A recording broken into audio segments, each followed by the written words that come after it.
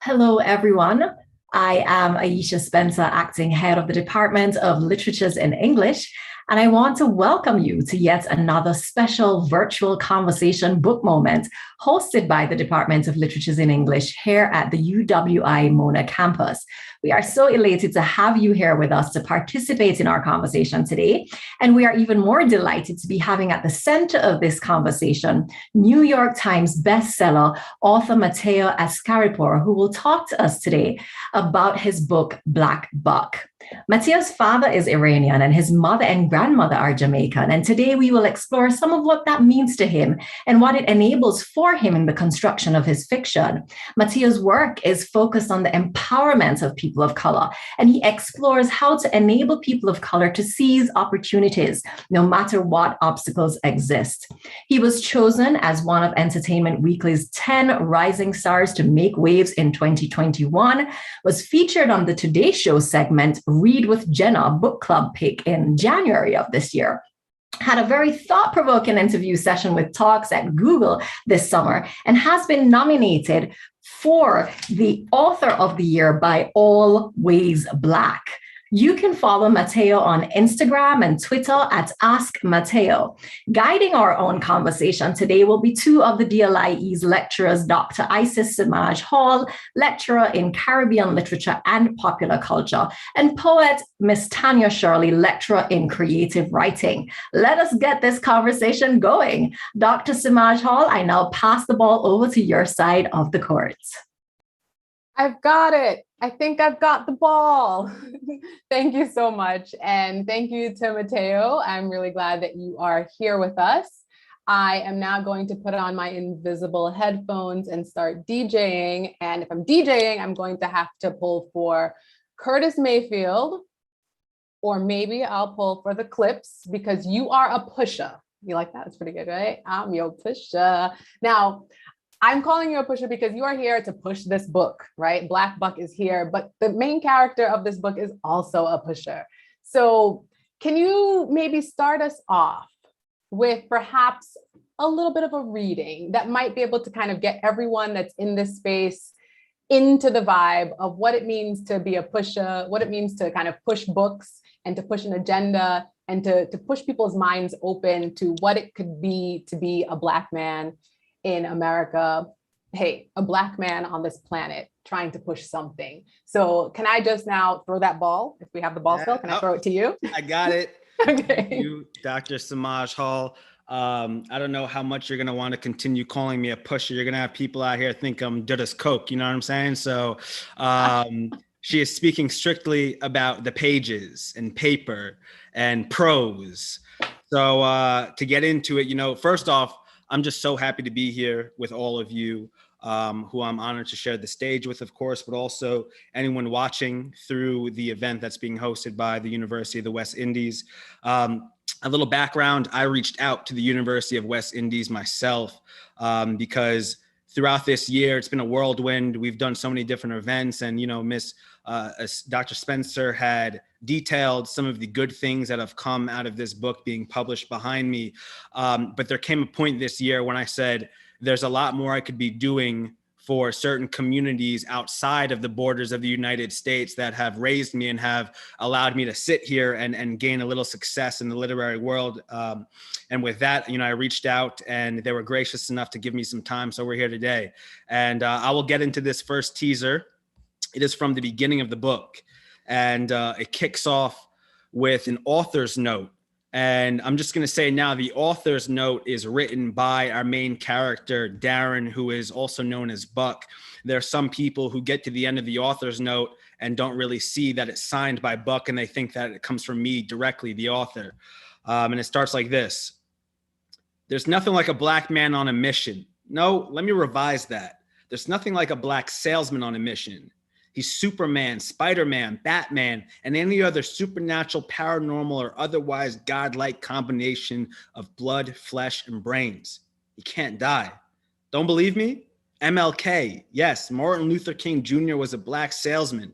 In the same way used car salesmen hawk overpriced hunks of metal that break down once an unsuspecting customer drives off the lot, our man ML to the goddamn K was a salesman to the highest degree.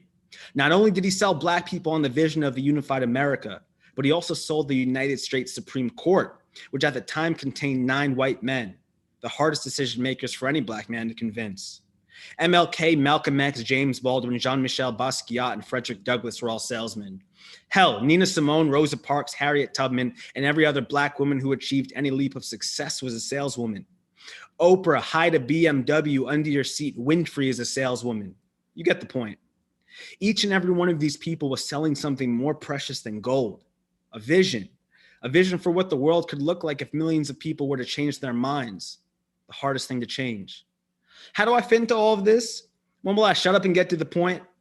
Don't worry, I'm getting there. I'm a Black man on a mission. No, I'm a Black salesman on a mission. And the point of this book, which I'm writing from my penthouse overlooking Central Park, is to help other Black men and women on a mission to sell their visions all the way to the top. So high up that I'll have to crane my neck, like one of those goofy white people in films deciding whether a superhero is a bird or a plane, just to catch a glimpse of them before they're out of sight. Whoosh, bang, poof. The great disappearing act of success. My goal is to teach you how to sell. I'll stop there. Thank you so much. So is this your goal though? I mean, I know you are not Darren. I know you are not the Buck in this character that's characterized here, but is this also your goal? Do you share that same goal? It's one of my goals for sure with this book. You know, I didn't want it to just be an engaging narrative. From the beginning, I wanted it to also double as a sales manual so that if someone reads the book and they're not only paying attention to Darren's story, right, the narrative, but also to the different rules and tips that are laid throughout this novel, very conspicuously bolded, direct addresses to the reader breaking the fourth wall, that they would be able to walk away with a basic proficiency of sales.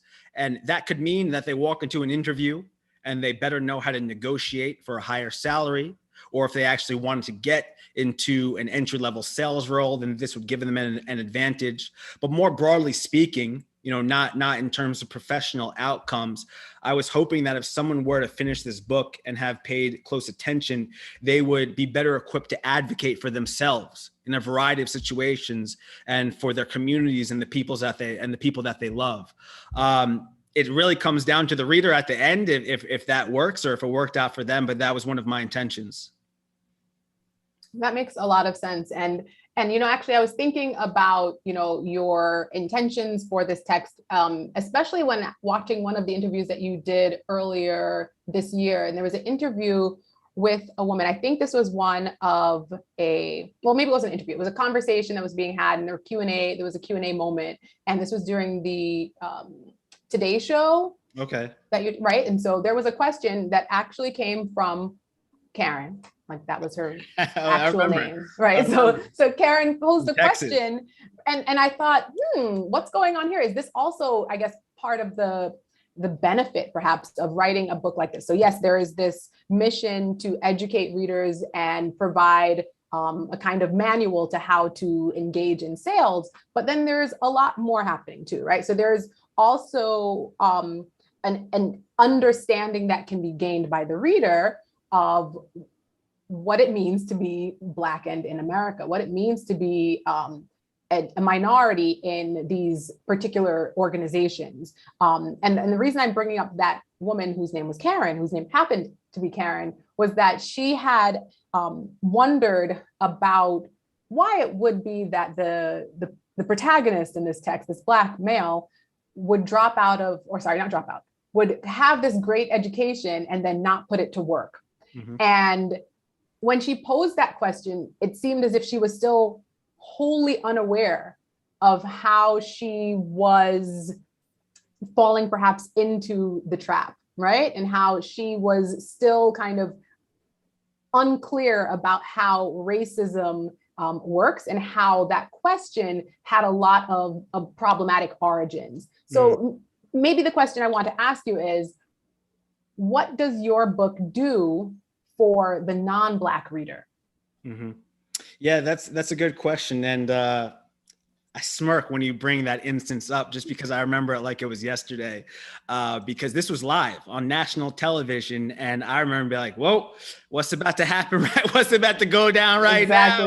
She was from Texas and I was ready, you know, and I also wasn't anticipating anything negative, to be completely honest, because they screen these people beforehand anyway. But I'm going to say flat out, I didn't write this with non-Black people in mind. I didn't. And I don't feel bad saying that. I'm sure, you know, the book did well. I'm sure it could have done even better if I said, I just want everybody to get along. And this is just supposed to teach you that I wasn't looking to be a tour guide into Blackness for non-Black folk. You know what I'm saying? And there were some people who, not many, but a couple people who took issue with that, saying, oh, you stating that means that it's not for me, so I'm not going to support you. Mm-hmm. And I would say, you know, do what you want. It's cool if you read the book. And if you do, I'm grateful for the time that you spent on it, because you can never get that back. But if you don't, it's also no real loss to me, because I know the people that I had in mind while writing it. In that same turn, you know, you have people who say, but I got so much out of it from reading this book. And I said that that's a positive byproduct. Right. The amount of people, non-Black and especially white people, and really white women, older white women that will email me and say that they got so much out of the book. I love that. Mm-hmm. I'm grateful for it. But when we talk about the intentions, I don't think it's really that wild to say F. Scott Fitzgerald didn't think of me when he wrote The Great Gatsby, right? Mm-hmm. Ernest Hemingway and his books, right? All these different people,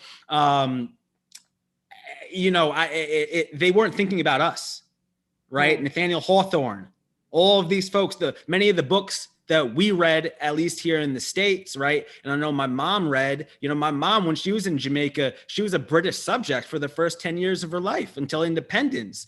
I don't know if she was, you know, reading all these books passed down from these English folk, and they were thinking of my mom, you know, in K Valley, Clarksonville, reading this, you know? So my point is that I'm grateful for anyone who reads the book, without a doubt. But the intention wasn't to hold someone's hand and say, look at us. Cool, right? Learn the lingo, learn it all, and then you will know too what it means to be us. That wouldn't be fair, because as we often say, we are not a monolith, right? There are so many aspects of myself that I connect to because of my Jamaican heritage that another Black American wouldn't connect to, at least in the forms that we would understand, right? For example, duppies. Many Black communities have a version of a duppy, but not everyone would call it. You know what I'm saying? There's spirits, all these things. So when it comes to the specific question, though, about Darren and why he was wasting his time, as many people ask, and how this woman may or may not have been limited by her own worldview, that's okay.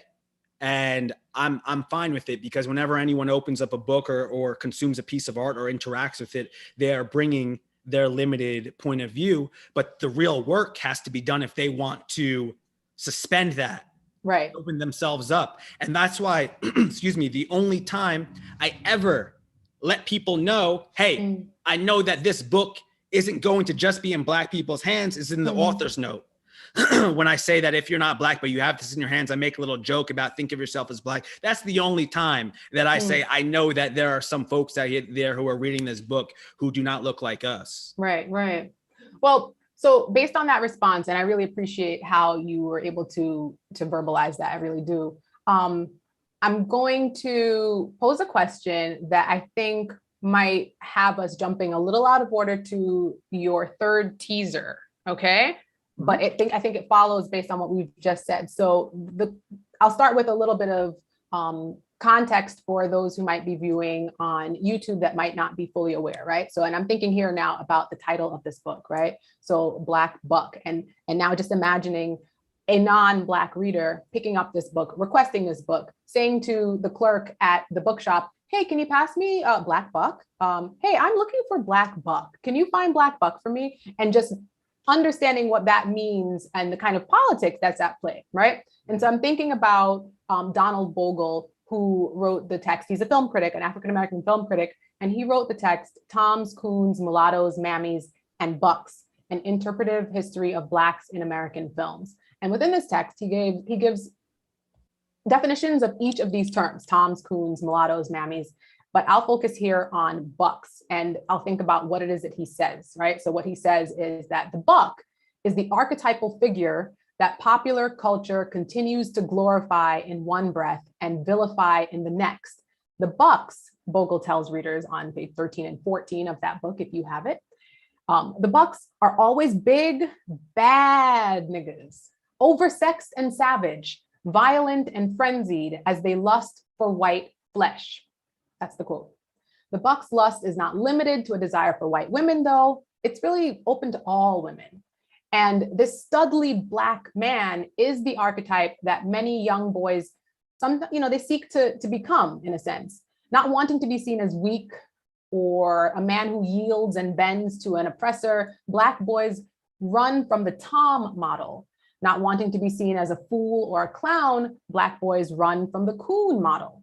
But the buck, he has a certain appeal, he has a certain swagger, a certain power that is irresistible to a social group who has historically been denied access for hundreds of years. So that's to give us some kind of context for the buck. Mm-hmm. So again, thinking about this text and the power of it, just even in its name and its title alone, when you have readers requesting this, right? Can I have Black buck? I think about intention, right? So you can respond to that however you might want to with regard to the title, or you can jump into a reading that might help to give our viewers here a better understanding. But tell us something about the power of the buck in 2021. Wow. Dr. Samaj Hall, that was incredible. I've done a lot of events this year, probably over 70, and I've never had anyone break out a definition of the Black buck like that.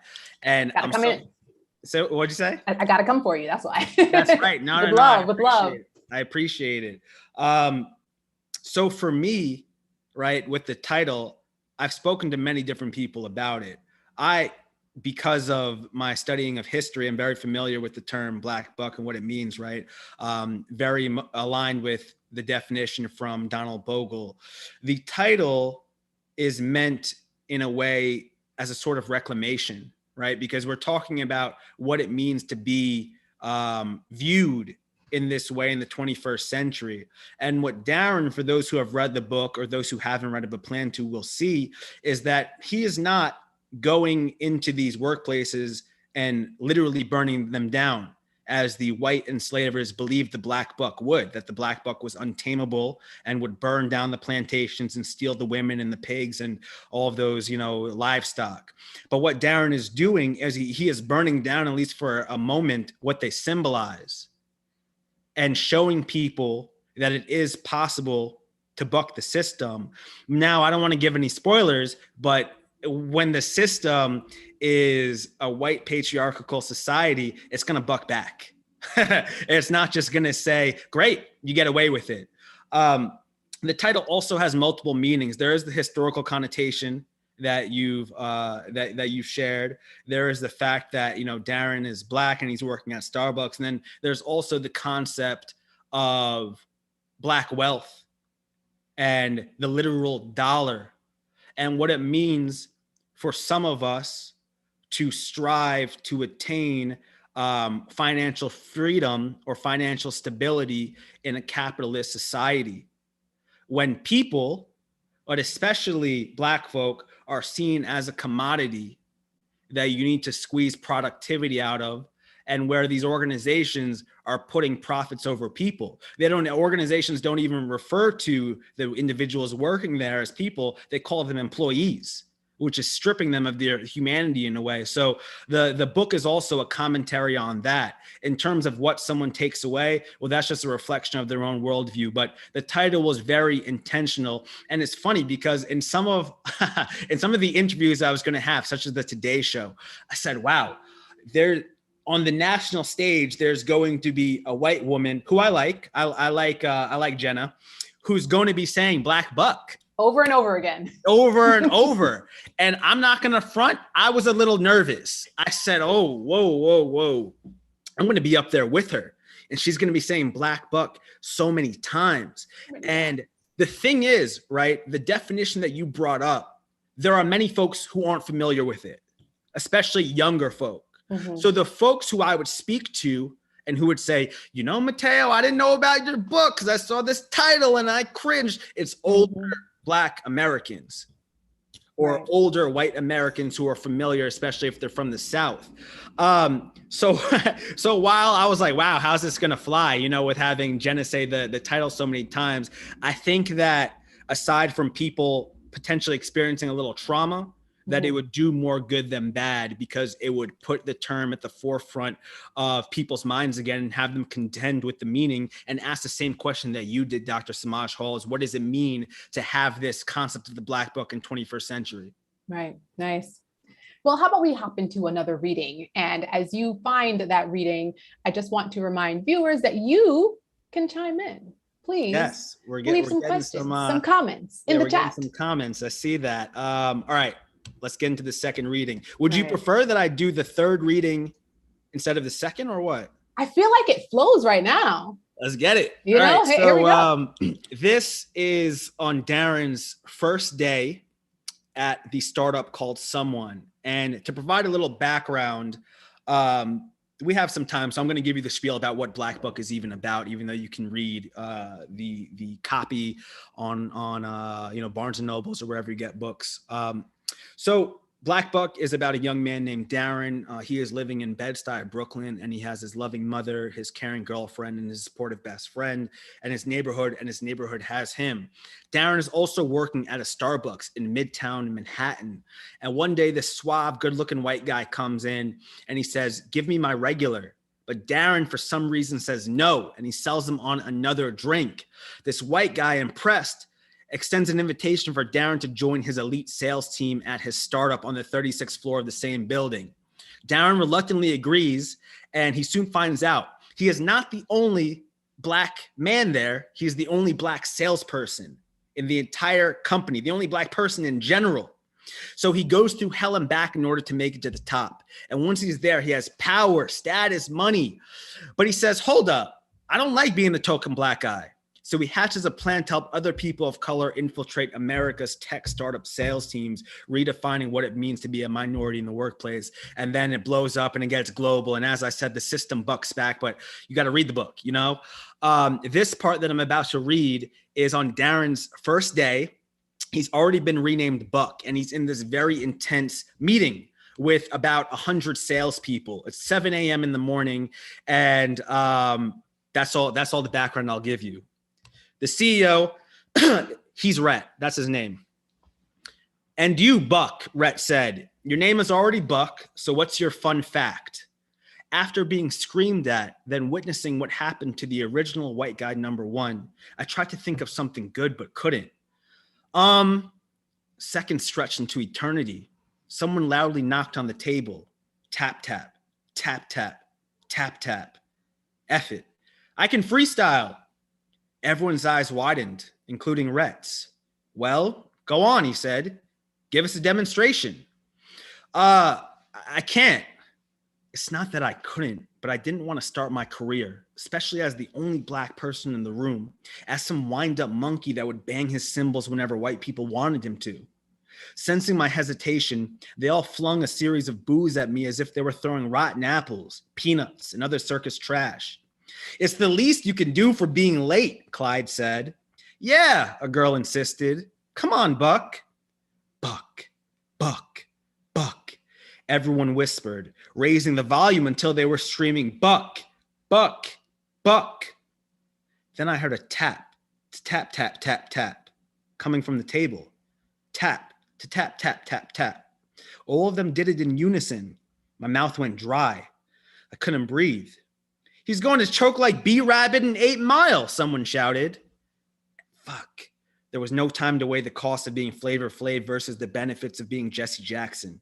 I'd already made a fool out of myself, and I couldn't let it happen again. Thank God I wasn't dressed like a Mormon. I took a breath and opened my mouth.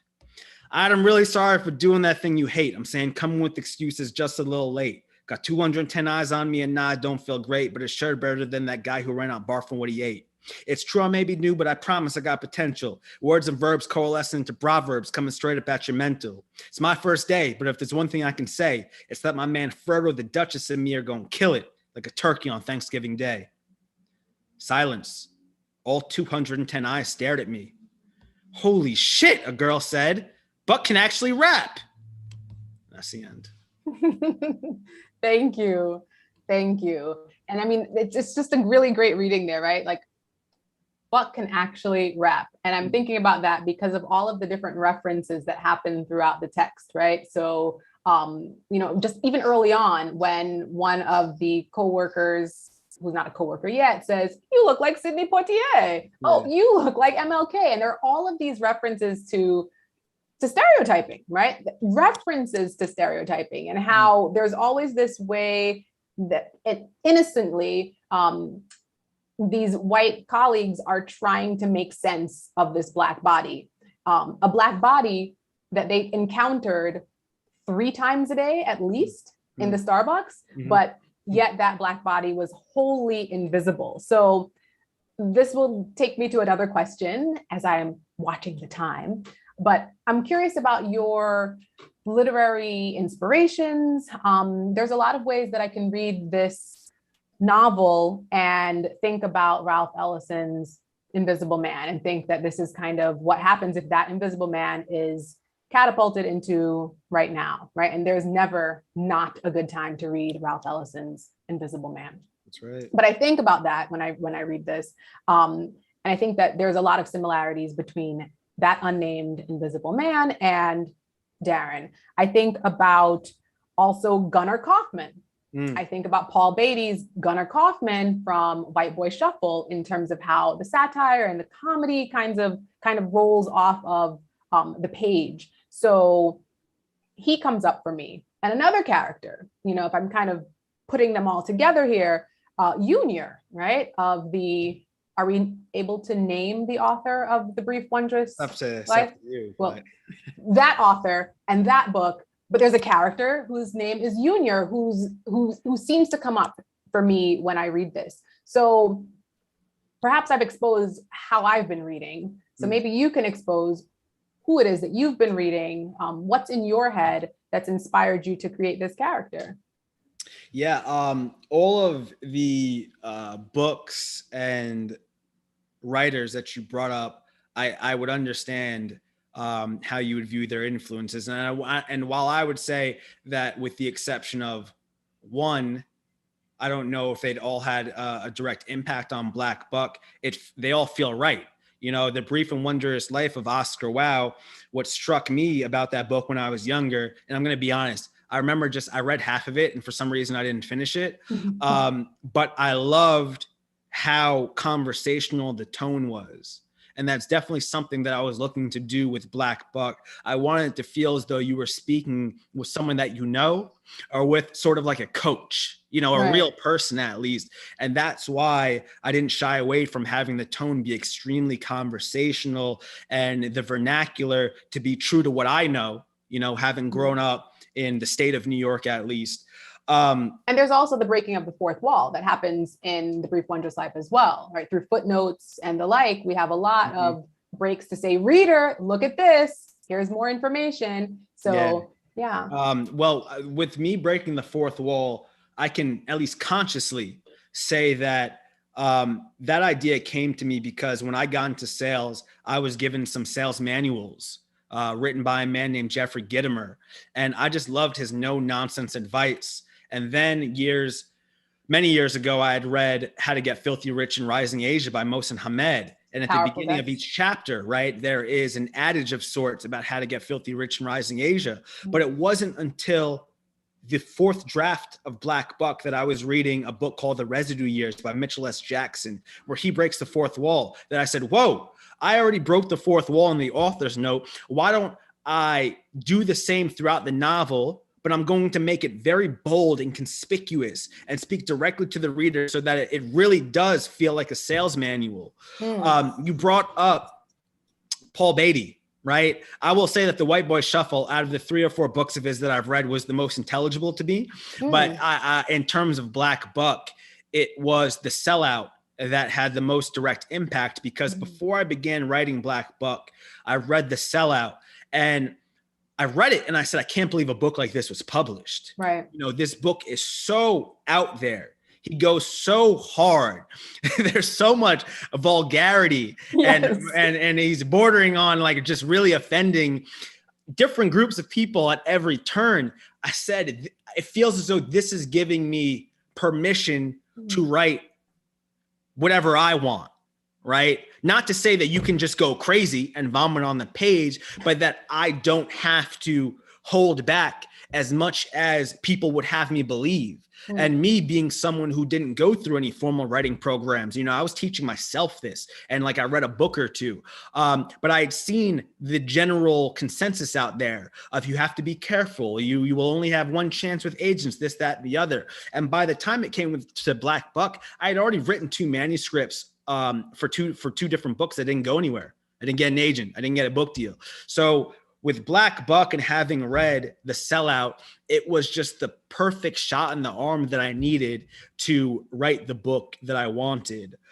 In terms of other books that would have had an influence, you know, when I was reading James Baldwin in college, I remember feeling so angry after reading his books. After reading one book, you know, I was looking at the world differently for about a week, just through this lens of rage. And, you know, I had to be careful with it. So consciously or unconsciously, when I was writing Black Buck, I really wanted people to feel a lot of things, because I knew that over time they would forget the things that they thought, but they wouldn't be able to forget what they felt, whether that was surprise, elation, happiness, joy, sadness, what have you. So those are just a few of the influences that I can count right now. But beyond that, the influences that I can list are people, you know, someone like Nina Simone, someone like, you know, Malcolm X, even, you know, Bob Marley, Muhammad Ali, Fred Hampton, these types of people who not only were incredible at their craft, but stood for something and weren't afraid about articulating that to the public. So those are people that sustained me throughout the writing of this book. That's really good. I love it. And I'm glad you mentioned Nina Simone too, because this character here, Darren, has a lot of confidence. And another influence that I thought about, at least an influence on me, I shouldn't say an influence on you, but was Jay-Z, right? And so, and you bring that up within the text, right? So that this is set in Marcy, like, what does that mean? And the kind of confidence, like to sell water to a whale, like that, it seems to come off the page and come out of this character. And I thought about music as well, and the kind of hip hop confidence that comes out of New York in particular. So that was coursing throughout the whole book. And it means a lot to me that you picked it up, because I am, I would even say, a devout follower of hip hop, right? In terms of looking at it as a religion. And you see that there are certain references to people like Nas and what have you. And I had actually had lyrics in there until I was told that it would be very hard to have them cleared and very expensive. So I took them out. But all you need to do to look at my inspirations and to see how much of an influence that music, and more specifically hip hop, has had on me, is turn to the acknowledgement section. And you're going to see a list of about 30 different people. So it means a lot to me, Dr. Samaj Hall, that you picked up on that. Yeah, it's right there in the page. And what was interesting though, is I was trying to actually think about comparisons in the Jamaican musical context in terms of confidence that's not sexual, right? So that there's just a kind of confidence confidence in lyricism. And that is something that I find stronger, I suppose, in hip hop than in dancehall, in terms of being able to go onto the mic and say, I am the best lyricist. Now, there could be several reasons for that, which you don't need to get into right now. But I did attempt to bring in a Jamaican reference that I couldn't quite do. So there's another character I think I wanted to talk about, if time permits. I can either pose a question or you can read again. Door 1 or door 2? Maybe I'll let you choose. The question, please. Oh, okay, no problem. All right, so the question I have is, it's in regards to the older characters in the text. How are you thinking about age? How are you thinking about generations, right? Generations of wisdom, intelligence, information, and how Yeah, how are you thinking about that? Like Wally Cat is a character I think that's really intriguing. And, I'm thinking about the deceased grandparents, and I'm just wondering how you're thinking generationally about what gets passed down. And are you doing some of that work by writing this book? Are you holding on to something that you would like to pass down? Well, this book is definitely the biggest public attempt that I've ever made at passing along information that I've gained in my own life, right? And I have an infinite amount of more things to learn. But this, I hope, is something that people will be able to read in the future and reflect upon, in the context of their own lives, and see what resonates and what hopefully doesn't in certain ways anymore, right? The older generation in this book is there for a lot of different reasons. They are a support system for Darren, and showing how people say, right, it takes a village to raise an individual. They are there to pass down information, but they're also there to show that sometimes information that is sound and wise doesn't always reach younger folks. My grandma growing up would say, if you don't listen, you will feel. She used to say that like all the time. Oh, yes. She used to say a lot of things. One. She used to call me a ragamuffin, a ginnel. She used to call me a lot of different stuff. But haul up, shawl up. Don't go out looking like haul up, shawl up. I said, Grandma, what's haul up, shawl up? What is that? She loved you. That's right. She loved me so much. And so, yeah, it was just showing how the older generation has so much to offer us younger folk, to offer even people that they would categorize, as their peers, right? We can always learn from anyone of any age, but also showing the bluster that can come with being young and thinking that you know it all. Even if you're 20, even if you're 30, even if you're 40, 50, whatever. I say 70 is young these days, and it's just showing how there is so much to learn and so much wisdom to be gained from those who are trying to express that to us in terms of their own worldview. Not to say that it all match up. Some people, regardless of how old you are just going to keep talking yams. That's another thing my grandma used to say. But there is so much to be gained. And unfortunately, it seems as though many of us learn just how right and just how generous our ancestors, our forebears were in hindsight. After we had to go through our own trials and tribulations that could have been avoided. So that's how I was looking at the older generation. But beyond the roles that they serve in the context of Darren, these are just fully formed individuals. When going throughout Brooklyn, you see these types of people on the corners, but you look at someone like Wally Cat, and I was thinking of my cousin Sam in Jamaica. This sort of like stout, big guy that would grip, the heck out of your hand and would joke around with you, but also had a lot of wisdom. So that's where a couple of the characters came from. Yeah, the corner poets. All right, so how about we now turn this over to our precious Tanya Shirley, who is going to engage you on the art of writing. And then I think we'll circle back at the end and get into some more of the Q&A. I know that people have been posting questions on YouTube, so thank you, and keep the questions coming. We'll take that up in the last few minutes of this session. Tanya. Thank you. Thanks, Isis. Hi, Mateo.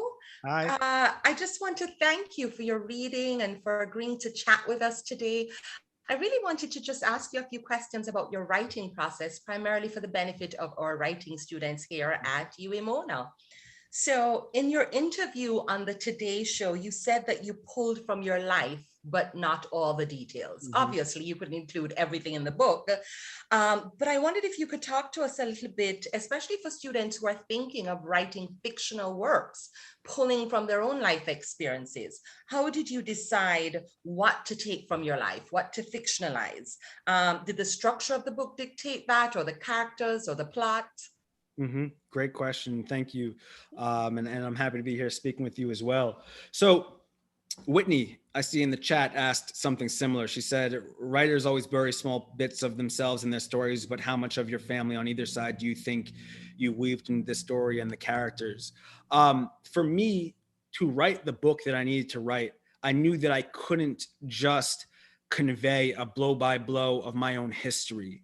It would have been too close for me to gain the necessary distance to write the things that I wrote, honestly, right? Because it wasn't easy for me to depict the scenes, especially in the office, that are traumatic to Darren.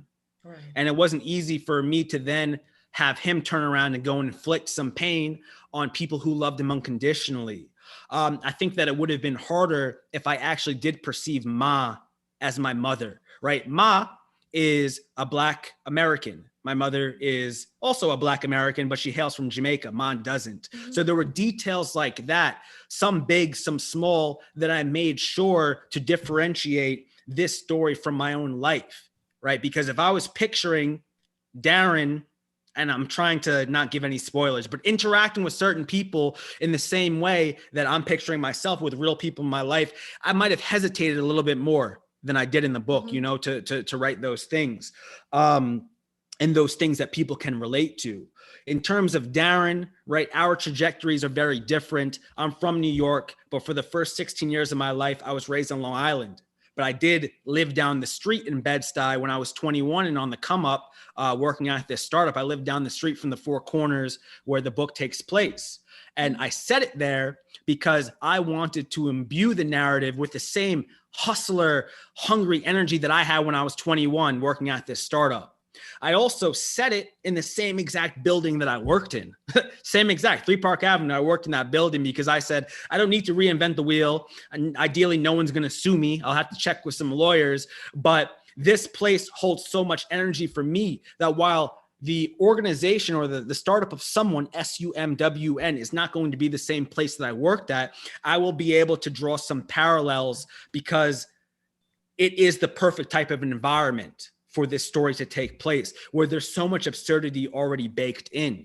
You know, Soraya, loosely based off of a woman that I was in a relationship with when I was young, on the come up as well. You know, so there were things that I had to go off of feeling.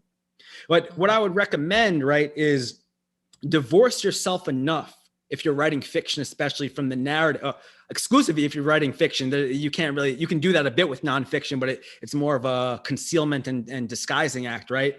But with fiction, try to gain the necessary distance so that you can write the story the way it needs to be told. But the good thing about it is you can always revise. So when you reread it and you say, this is a little too close to home, let me change these details, or this plot point needs to be fleshed out because I did put too much of my own life in there and I think it's going to become a bit esoteric for the reader, then you can revise. Something that I hold close to my heart is what I heard in the movie Finding Forrester, which is about a young Black writer who meets a J.D. Salinger type, but it's not like white savior type thing. No. Or magical Negro. At least that wasn't my perception of it. But the J.D. Salinger type says you write your first draft with your heart and you edit it with your mind. So when I was writing Black Buck, I just let it flow. And I said, I'm going to come to it with my mind after. So if I go page by page in the book, I can tell you what is from my own life and what isn't. But what is most true and what feels most honest is that I wouldn't have been able to write this book in this way without having a good amount of this lived experience, right? I didn't have to research sales. I didn't have to research startups. I didn't have to research Brooklyn. I didn't have to research family dynamics. Now, I grew up with 2 parents in the house, right? But I had to put myself in the place of Darren and in the place of Ma, while also understanding that I could potentially get it wrong, right? There's a risk, but I didn't shy away from risk. You know, I'm gonna just answer this one question because I think that it's related, and you know we'll get into whatever. But MB Humphrey, a lot of great questions. MB, thank you so much for your interaction in the chat over here. And one question says, do you have any response to the criticism some have said about your women characters being a bit one-dimensional? Parentheses, I'm still reading, so I haven't formed a personal opinion on this. I don't really have a response to it because, again, this work is a reflection of the reader. So there are some people who might have that piece of feedback or criticism. And then there's many other people, many other women that it's never even crossed their minds, you know, people that I've had these discussions with. With that said, again, writing these characters in this way, there's always going to be an inherent risk, but I'm okay with that risk because I feel as though the upside is so much more valuable than the cost of potentially getting things wrong, right? For me, if someone brings any piece of feedback, and it's someone especially that I know, because you have to filter feedback. At this point with this book, there's been tens of thousands of people that you read it. You can't pay all feedback equally. But if someone, and especially in the early days when the book came out, if someone has a piece of feedback, I look at it as information. And then instead of being dismissive, I say, do I think that it's valid? And if so, how does this correlate with my intentions? And if I feel as though I'm seeing something now from this piece of feedback that I didn't see before, then how do I incorporate it moving forward, not just as a writer, but as a human to be better? So again, to answer the question directly, I don't have a response.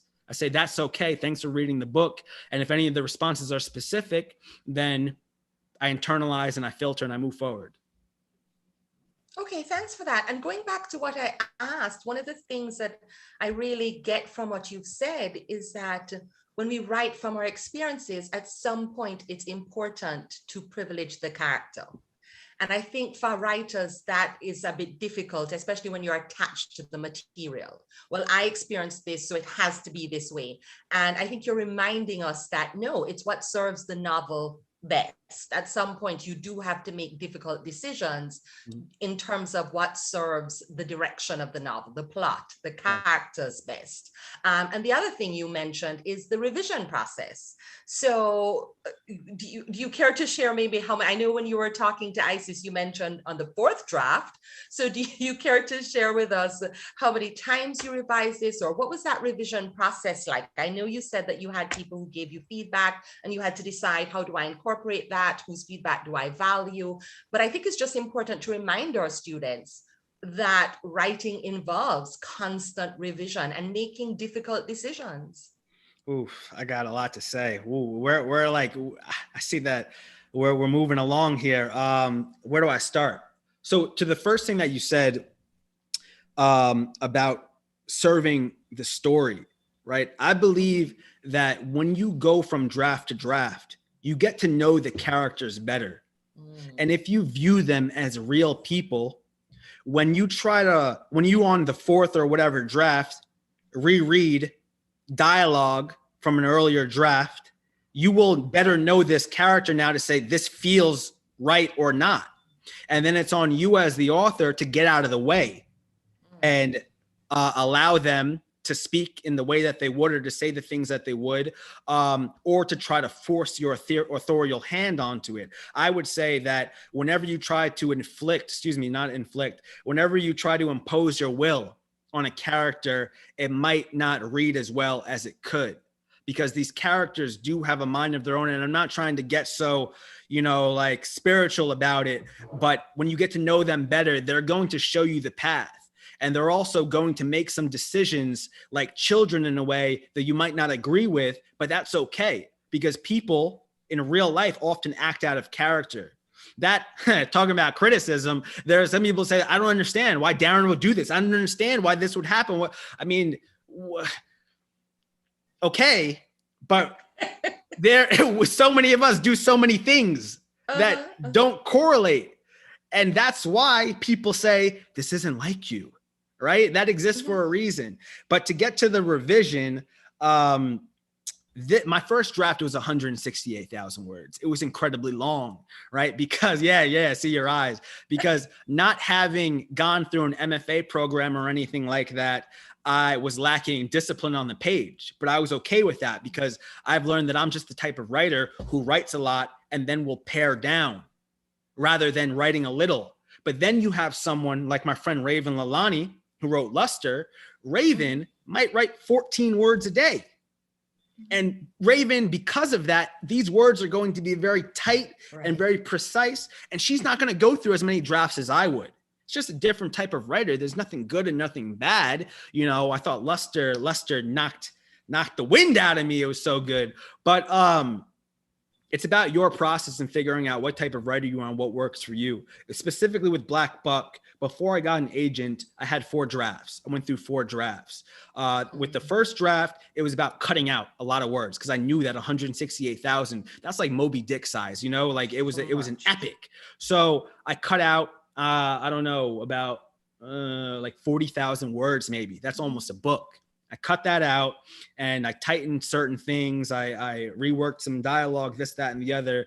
And then I let it sit for a bit. I think that's also important to let your work sit for a while, a couple weeks or a month, so that it feels fresh when you go back to it.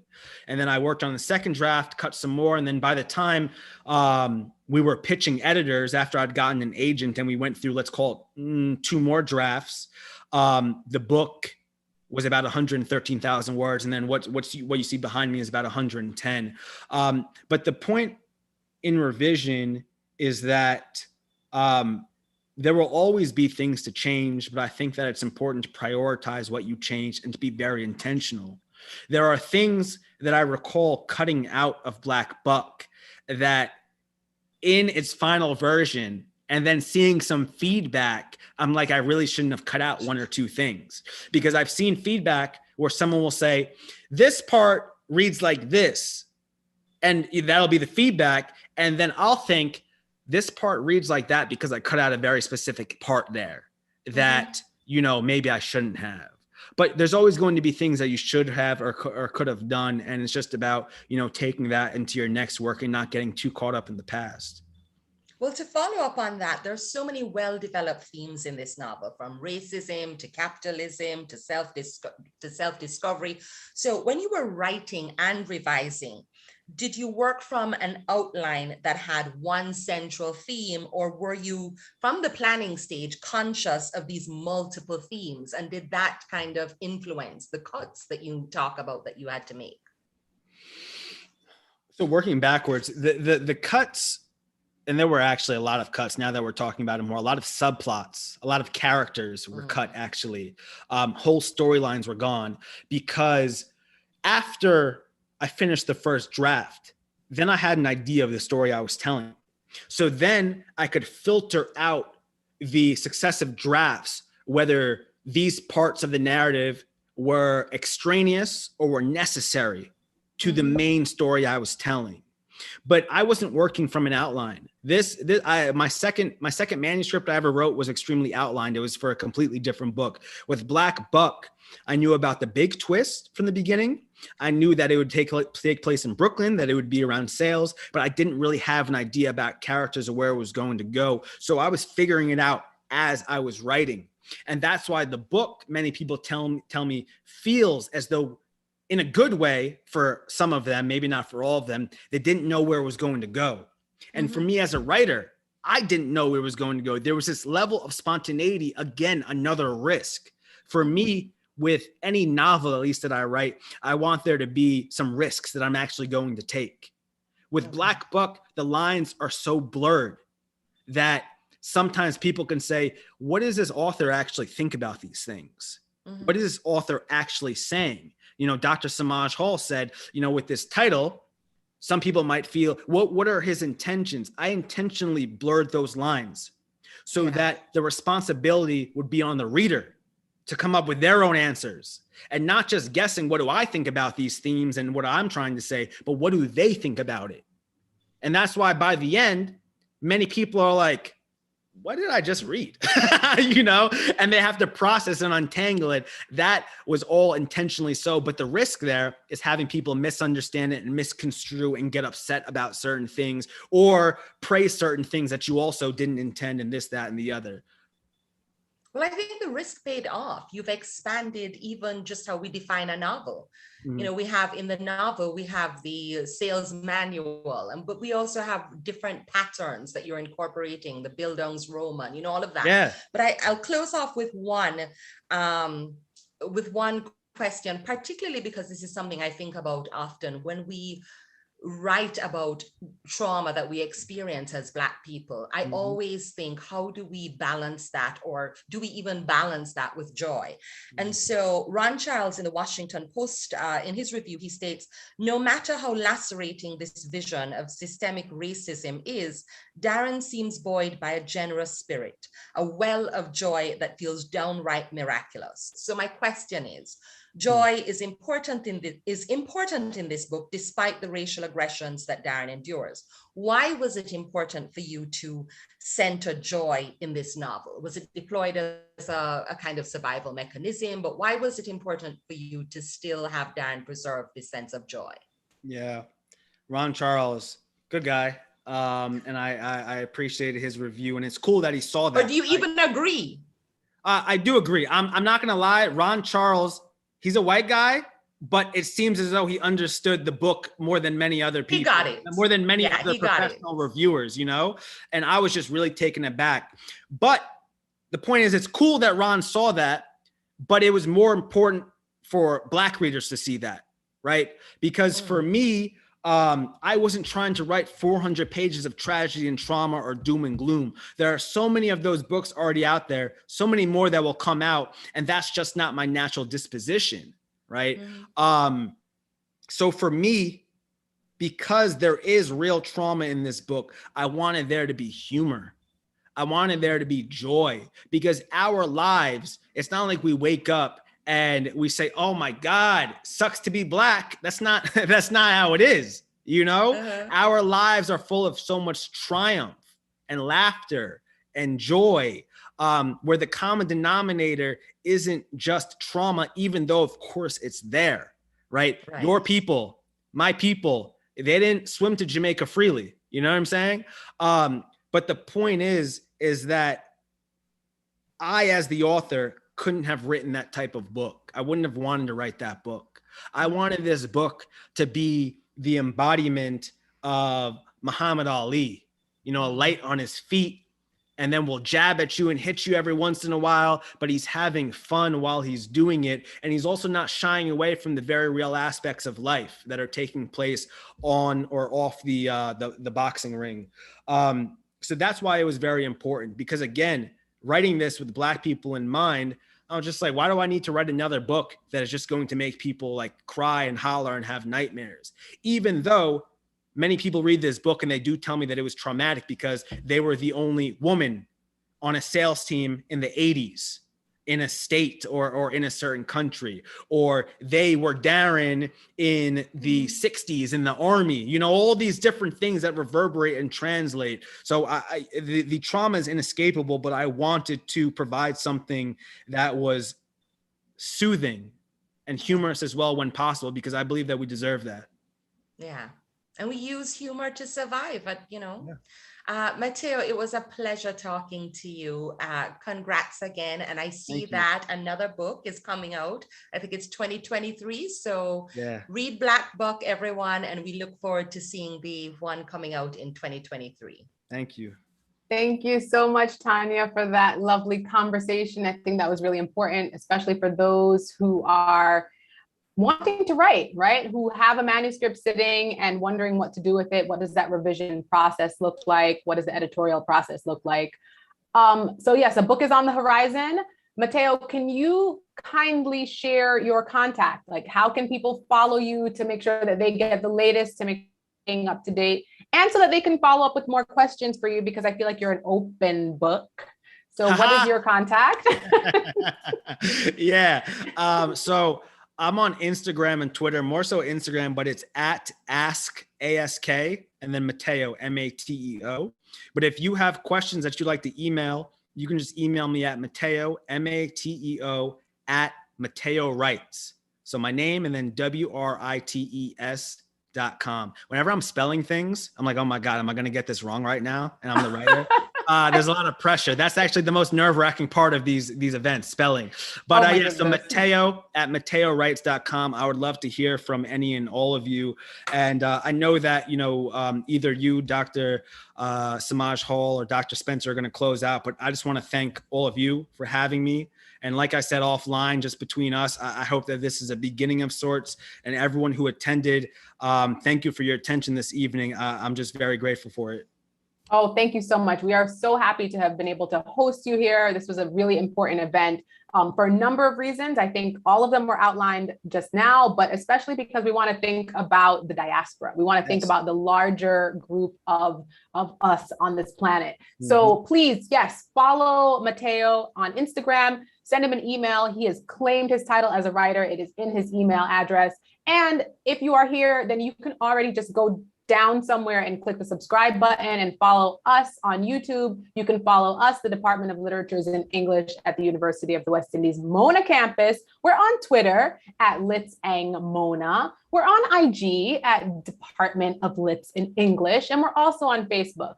So get in touch with us, stay up to date with whoever we might be interviewing next about their book. So for today, we love Black Buck and we love Mateo. Thank you so much and have a good night, everyone. Much love. Peace.